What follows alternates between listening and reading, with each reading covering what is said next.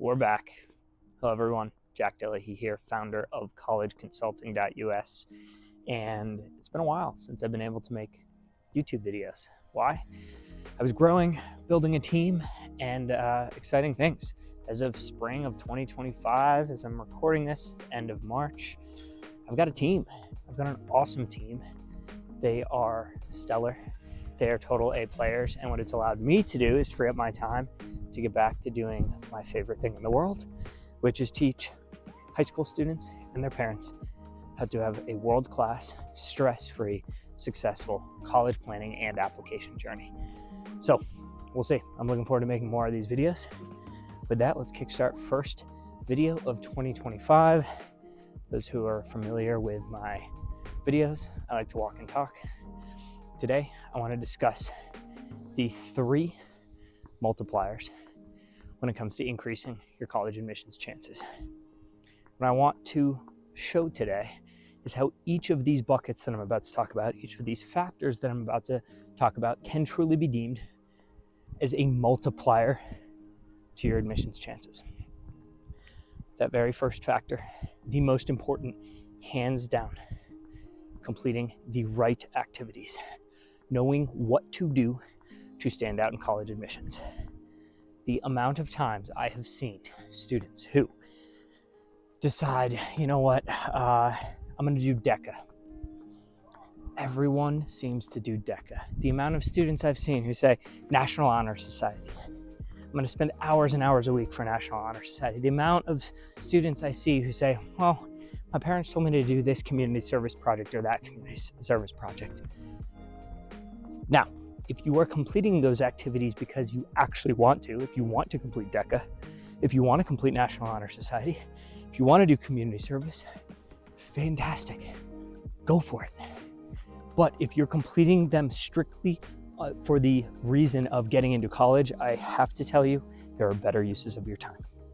Completing high leverage activities, completing standout activities, understanding what actually moves the needle when it comes to high class admissions, meaning let's talk sub 10% admissions rate schools, which the vast majority of our students in our program are applying to year after year.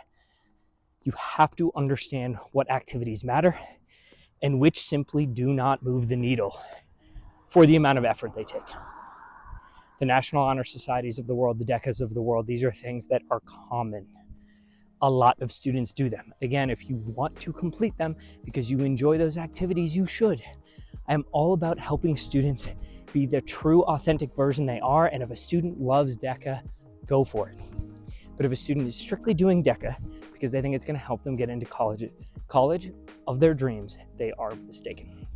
So, lever point number 1, complete high leverage activities. If you're wondering, well, Jack, what are these type of high leverage activities? I actually made an entire video on this. We'll link to it somewhere in here. Different is greater than difficult. I walk through a step-by-step exercise to actually come up with a high leverage activity or two that is authentic and unique to yourself. So that is the first bucket. Now the second bucket, I want you to think of this as if you already apply yourself in the first bucket, you are doing significantly better in terms of improving your admissions chances. Your pie, if you will, is starting to grow. Your opportunity is starting to grow. And now we have a little X, we have a multiplier, because the second factor is consistency. I use this a lot with my students. Here's how I like to describe consistency. In a given calendar month, now that you have identified what these high leverage standout activities are to improve your college admissions ready profile, how consistent are you?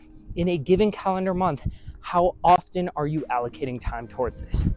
And I actually don't do it in a given day for a particular reason. Some activities seem to happen at a cadence that's outside a given day or even a given week, but in a given month, you absolutely should, if you've identified these high leverage activities, be doing them. There is no calendar month that goes by after you've identified these high leverage activities that you can ignore them.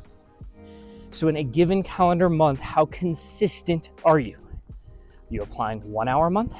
Are you applying 10 hours a month? And yes, that needed consistency will vary based on the activity, But in general, the theme is you've now identified the high leverage activities in bucket 1. Multiplier, how consistent are you with them? Use the calendar month test.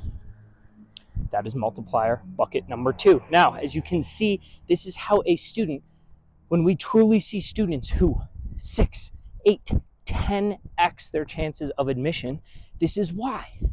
Because think about a student now who doesn't know the high leverage activities. They just do a bunch of community service projects. They decide to do National Honor Society. They decide to do DECA, and they decide to be pretty good students. And then now you multiply this by, and they only do them inconsistently. You can see how that student pales in comparison to a student who's done high leverage activities consistently. It is exponential. This is how we see students who go from I have no chance of admission at my dream school to I'm into my dream school. Now you have the third bucket. Again, multiplier, you can see how this becomes a hockey stick curve in terms of your admissions chances. The third multiplier, time. Different than consistency, time. When it comes to college admissions chances, everything becomes greater in terms of your chances of admission when you have been doing it longer. So, as an example, you can complete the high leverage activities. Let's say you did the different is greater than difficult exercise. We'll link in the description. And then you decide, you know what? I've now identified my 1 or 2 high leverage activities. I'm going to do it consistently. Sadly, if this thought is only applied 2 or 3 or 4 months before graduation, just not going to have time to take effect in terms of proving to admissions that this is authentic and standing out. Now, you have a freshman in high school who identifies their high leverage activity as a freshman. They then apply consistency to it month after month. They're putting in the proper amount of work. And then guess what? We get to multiply that by not 2 months or 3 months or 6 months. We get to multiply that by 4 years. Which profile do you think is going to stand out to college admissions?